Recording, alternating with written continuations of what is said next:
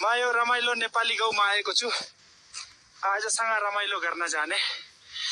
यो खेतको काम त सजिलो छैन है, तर रमाइलो छ। दाल भात पावर 24 आवर। वाह, कस्तो मिठो। यो गाउँको शान्ति त मन छुने जस्तो लाग्छ। Hazurama, she's planting rice like a machine.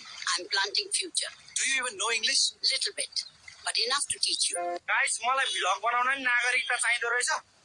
म कालो भएर इन्डियन जस्तो देखिरहेको छु रे।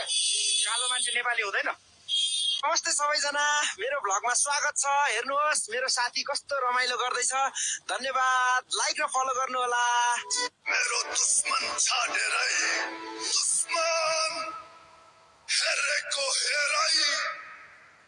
मलाई माफ गरिदिनु, म अब फोहोर फाल्दिन।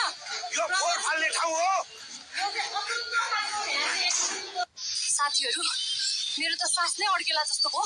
लौ न, के गरौँ?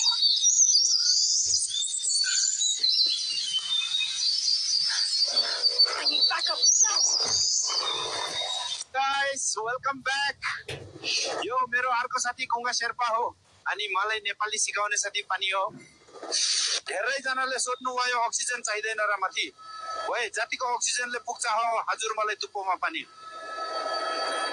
गाउँको जीवन चिया मिठो, मेरो जवानी तिमीहरू सक्दैनौ मेरो जस्तो। आज गाउँ घुम्न आएको अनि सुनेको थिएँ गाउँको लोकल रक्सी त एकदम दामी हुन्छ भनेर। आमा, यहाँ लोकल रक्सी कता पाइन्छ होला? यति बाबु, यही पाइन्छ नि। ल साथी हो, मैले त खाए रक्सी एकदम मिठो रहेछ। Guys, I know it's hard to believe, but I'm real, and this is my friend K Sherpa. यो मान त मेरो नेपाली हो and yes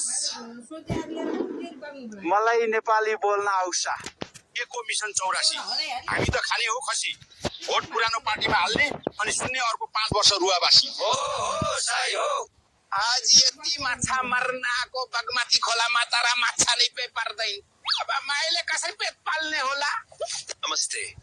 I'm standing here in the heart of the Himalayas, Nepal.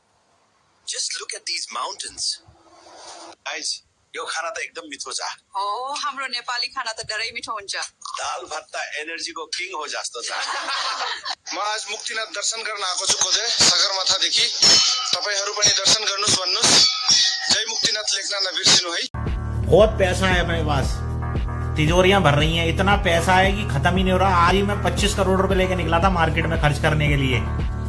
साला बहुत ज्यादा मेहनत करने के बाद भी 16 करोड़ रुपए खर्च हुए हैं। 9 करोड़ रुपए अभी भी बचे हैं।